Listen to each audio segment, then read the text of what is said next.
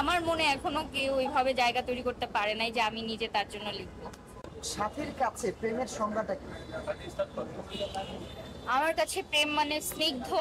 আমার কাছে প্রেম মানে অদ্ভুত সুন্দর একটা সম্পর্ক। আমার কাছে প্রেম মানে অসম্ভব সুন্দর কিছু মুহূর্ত।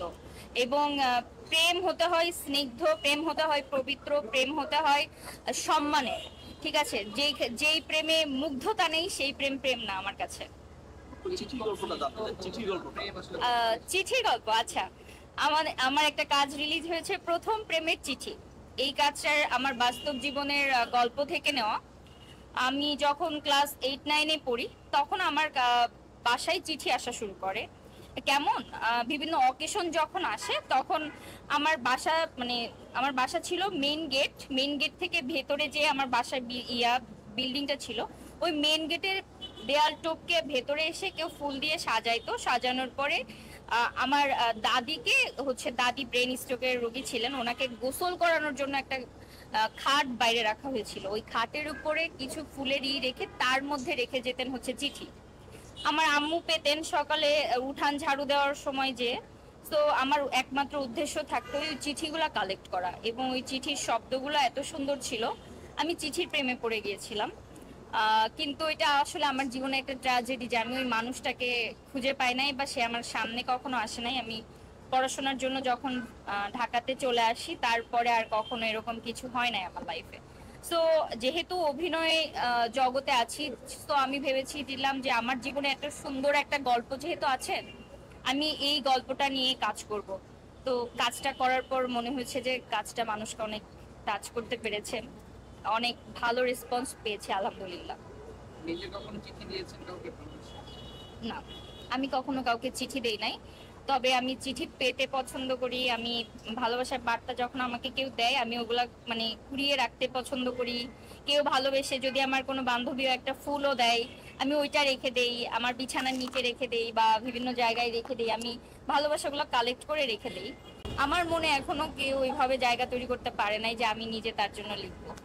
আপু, বর্তমান সময়ে ইয়াং জেনারেশনের একটা ক্রাশ সাথী আপু, মানে এটা আসলে কতটা এনজয় করে না? আচ্ছা, এটা আসলে কাজের ভালো প্রাপ্তি তো এই জায়গাগুলোতেই, যখন আমার কাজে মানুষ আমাকে দেখবে এবং আমাকে পছন্দ করবে। সো এটা তো অবশ্যই ভালো লাগে। তবে খ্যাতির বিড়ম্বনাও আছে, যেহেতু আমি অনেক বড় পর্যায়ের কেউ এখনো হতে পারি নাই, আমি খুব ছোটখাটো একজন মানুষ। সো যখন মানে নর্মাল দৈনন্দিন লাইফ লিড করতে অনেক সমস্যা হয়ে যায়। ধরেন শপিং এ গেলাম, একটু সমস্যা প্রবলেম ফেস করলাম। কোথাও ফ্রেন্ডদের সাথে আমি যেরকম ঢাকা বিশ্ববিদ্যালয়ে একটু আড্ডা দিতে পছন্দ করি, আমি যেহেতু পাবলিক ইউনিভার্সিটির স্টুডেন্ট, আমার ভার্সিটিতে যে একটু আড্ডা দিব, ওই জায়গাগুলোতে একটু প্রবলেম ফেস করতে হয়। আচ্ছা, ক্যাম্পাসেও তো তোমার কাজ বেশ করতেন, এবার একটু প্রশ্ন, পাশাপাশি কাজ করছেন আপনি, নাটকে কাজ করছেন, কারণ একজন নাটকের শিল্পীদেরও স্বপ্ন থাকে সিনেমা করবো, মানে সেই স্বপ্নটা আছে কিনা?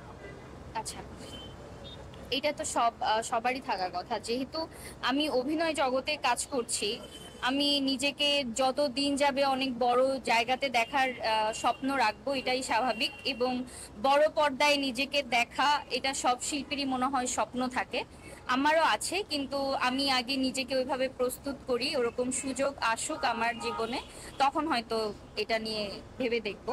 তবে স্বপ্ন আছে, স্বপ্ন দেখি। পাশাপাশি আমরা দেখতে পাচ্ছি যে এই মুহূর্তে শাকিব খান একটা বড় একটা সিনেমা জগৎ, মানে সেই ব্যাপারটা আসলে আপনি কিভাবে দেখেন শিল্পী হিসেবে? উনি ওনাকে নিয়ে বলতে গেলে উনি তো বাংলাদেশের মেগাস্টার। তো একজন শিল্পী যখন 25 বছর ধরে একটা ইন্ডাস্ট্রিতে লিড করছে, তাকে নিয়ে বলার মতো আমি আমি আসলে কি, তিনি নিজেই তার কাজ দিয়ে পরিচয় দিয়ে দিচ্ছেন যে তিনি আসলে কি। এবং প্রতিনিয়ত তার কাজের যে মান সেটা বাড়তে আছে। তো আমরা ওনাকে দেখে আসলে শিখছি যে কিভাবে একদম শূন্য থেকেও অনেক উপর পর্যায়ে নিজেকে নিয়ে যাওয়া যায়।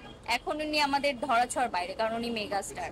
আমি মূলত একজন শিল্পী হিসাবে মুস্তফা সরোয়ার ফারুকী স্যারকে একজন নির্মাতা হিসাবে চিনি সর্বপ্রথম। সো উনি একজন খুব ভালো নির্মাতা, এবং এর এই জন্য ওনার যে সম্মান উনি অর্জন করেছেন অলরেডি, ওই সম্মান তাকে দেওয়া উচিত। আর পরবর্তী যেটা বলবো, উনি আগে কি করেছেন বা উনি কোনো রাজনীতি সাথে জড়িত ছিলেন কিনা, উনি কার পক্ষে ছিলেন বিপক্ষে ছিলেন, এগুলা কিছুই আমি আসলে জানি না। কিন্তু আমি দেখেছি যখন এই ছাত্র আন্দোলন শুরু হয় জুলাইয়ের সময়টাতে, উনি খুব সরব ছিলেন এবং ওনার স্টেটমেন্টগুলা খুব লাউড অ্যান্ড ক্লিয়ার ছিল। সো এইখানে ওনাকে ছোট করার আসলে ওই জায়গাটাতে কিছু নাই যে উনি আগে কি করেছেন, উনি আন্দোলনটার সময়গুলোতে কি করেছেন, ওনার স্টেটমেন্টগুলা কেমন ছিল, উনি কাদের পক্ষে কথা বলেছেন, সেটা নিয়ে আসলে বিচার বিশ্লেষণ করা উচিত। এবং একজন মানুষ একটা জায়গাতে গিয়েছে, সেই জায়গাটাতে পাওয়ার পর সে ওই জায়গাটা নিয়ে কি কাজ করে আগে আমাদের সেটা দেখা উচিত, তারপরে তার সমালোচনা করা উচিত আমার মনে হয়। আচ্ছা, সেখানে একটা প্রশ্ন এসে যায় যে মুজিব বায়োপিকে কাজ করার জন্য আরেকজন শুধু কোর্ট বাতিল হতে পারে, সেখানে তার স্ত্রী সেখানে চরিত্রে করেছে, সেক্ষেত্রে তিনি কিভাবে বলছেন, প্রশ্ন উঠছে। আচ্ছা, আমি ছোট মানুষ, আমি এত কিছু জানি না আসলে, এইগুলা নিয়ে বলতে পারবো না। আপনার অভিনয় আসার গল্পটা কি বলছেন? অভিনয় আসার গল্প বলে শেষ করতে হবে। আচ্ছা, আমার অভিনয়ে আসার গল্প, আমি জগন্নাথ ইউনিভার্সিটির নাট্যকলা বিভাগের শিক্ষার্থী। তো আমার ভার্সিটির একজন সিনিয়র আর্থিক সচিব ভাইয়া, উনি আমাকে নক করেন যে উনি ওনার টিমে আমাকে নিয়ে কাজ করতে চান। সো আমার জার্নিটা প্রাঙ্কিং এর মাধ্যমেই শুরু হয়েছে, এখনো চলমান। তবে এখন আমি শুধু প্রাঙ্কিং এ আমার জার্নি সীমাবদ্ধ নেই বা রাখতে চাচ্ছি না, আমি শিল্পী হিসাবে সবার সাথেই কাজ করতে চাচ্ছি, এই তো।